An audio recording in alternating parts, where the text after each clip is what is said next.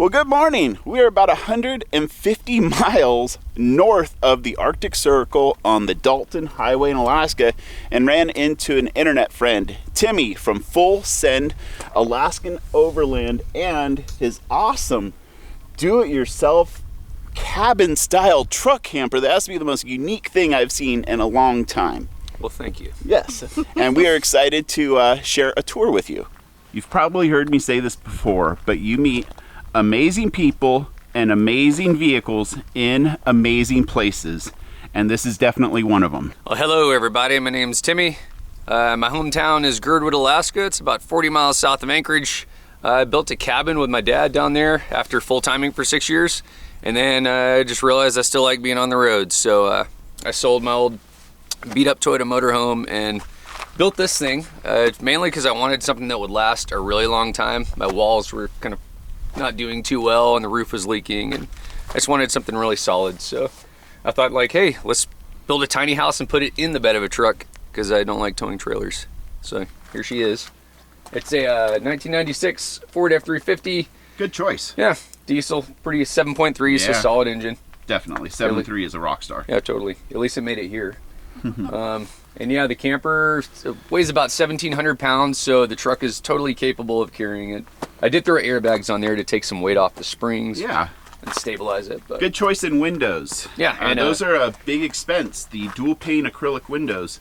Yeah, when, totally. Buying or building something. Yeah, and two, if you try to find them in America, you can't. So yeah, and everything is super expensive to ship to Alaska. So yeah, they're great for super cold climates. They don't fog up, and they've got screens and blinds and all that stuff. Definitely. So yeah, I'm stoked in those. Tell us a little bit about like the wood. This is a wooden. Yeah, it's a wooden camper. Yeah, that's awesome. The idea behind wood is this: number one, it's really easy to work with, and people work with wood all around the world. So not that I'm going to go drive all around the world, but hey, there's nothing wrong with that dream. Yeah, no, totally. Maybe one day.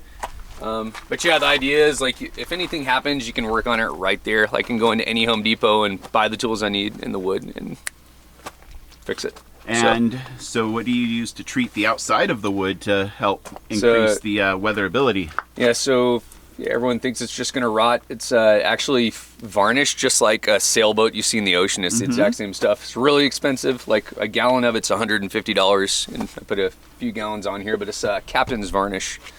Okay. Yeah, 10, 15. So good information. Yeah, super awesome stuff. What do you have these on for? This is like, when I was experimenting with tie downs, I threw an extra tie down out here, but I like the clean look, so it's all tied down through the bed and the frame in the back.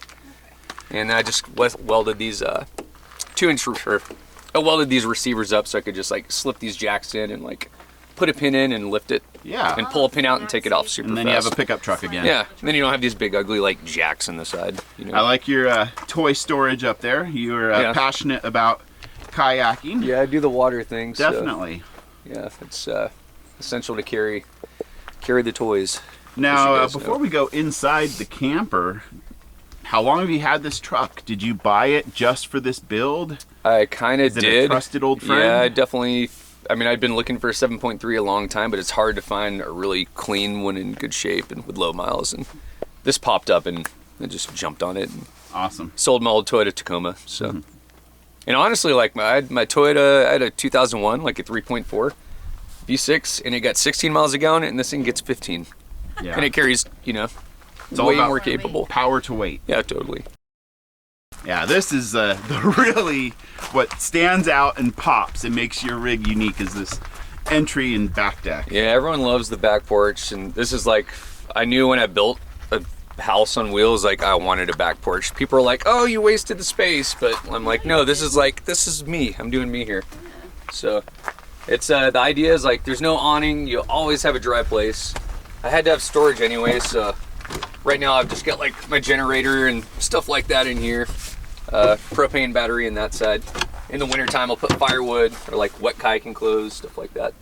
I like the burl wood here. That is a very North Country thing that many people don't get to see. Yeah, it's just driftwood on the side of the roof, like basically on the river. I just found it and used it for structural reasons, obviously.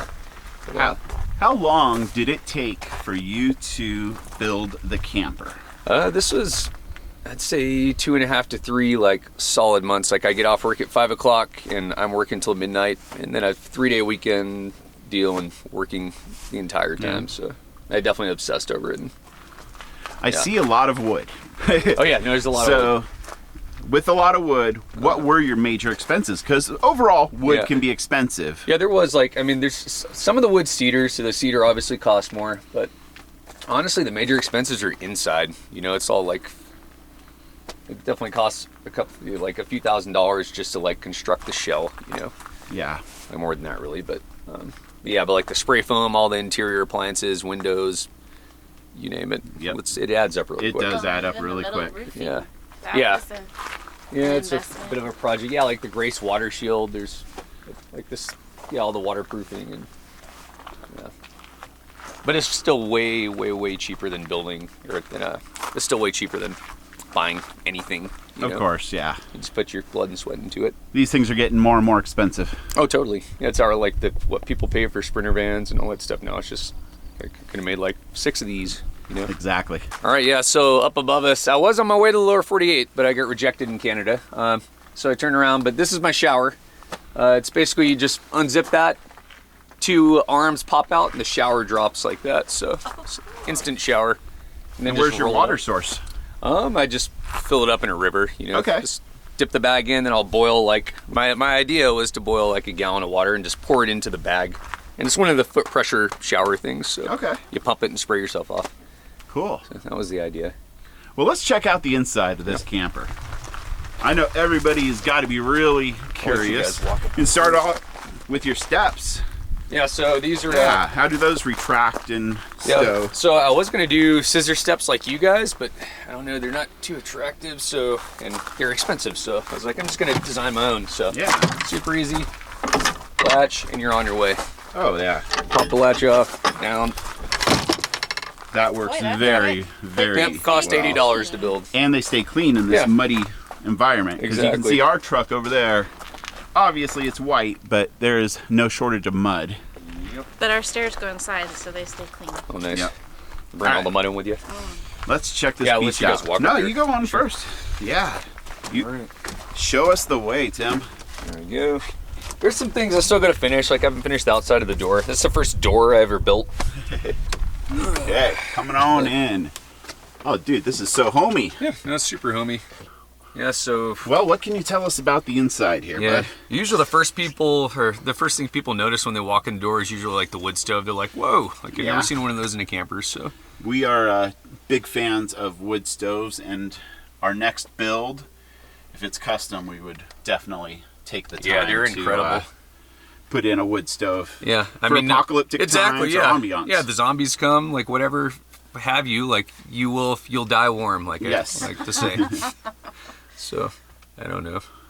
So what next in here do you like to share? I'd say, I mean, one of the biggest things, like, I just noticed, like, what do you do in a camper? You sit down and you hang out. So I wanted 2 couches. So it just makes it super comfy to, like, sit up in here and throw your feet up on both sides. Some mates come over and you hang out. Oh, totally. Yeah, I've been in here with, like, 8 people hanging out, you know. And, like, 6 people can actually sit pretty comfortably in here. Yeah. So, pretty cozy. So that was a big priority. Is that a 12-volt TV, DVD combo? Yeah, exactly. Combo? TV, DVD. So We've had those for years. They're awesome. Yeah, they're great. It's like $115.